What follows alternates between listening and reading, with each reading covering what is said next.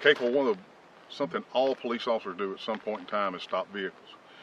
And one of the most dangerous things police officers do is stopping vehicles. We don't know what we have when we start to walk up to the vehicle.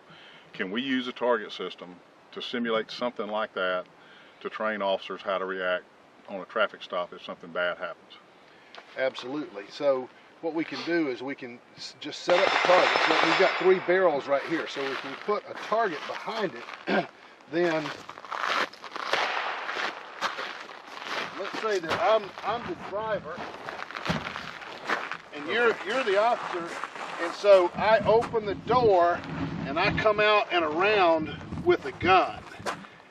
And so what we're able to do is have the target come out, present itself as a non-threat, and then have the weapon or the pistol or whatever show up, and then which is obviously the trigger for the officer to engage while retreating or whatever.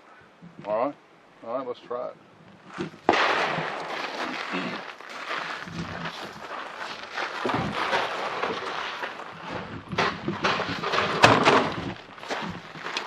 You didn't have that thing. I see where it was at now. I just went down. So the first one, I see where that's screwed.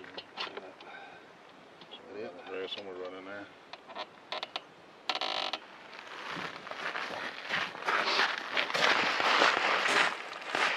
What we got set up here, Capel, is you set up the targets to where it simulates a traffic stop.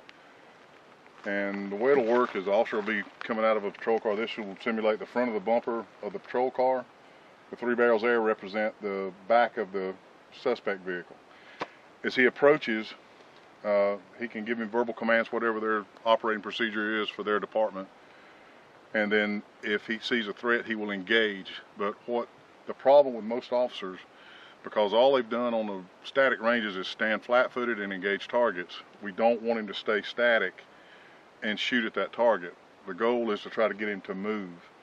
And so as the targets present themselves or the threat presents itself, the officer should move and engage at the same time, right? Sure. Okay, well, let's set it up and get it going.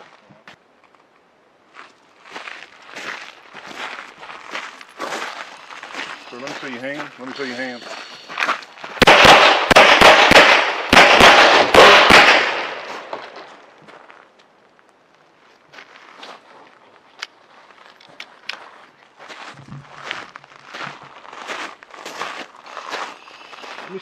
Let me see your license.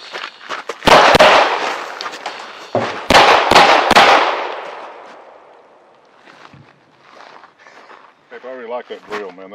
I like the way the target comes out, presents something for the officer to engage, and then the way the pistol pops out, it gives him something to a threat, and then.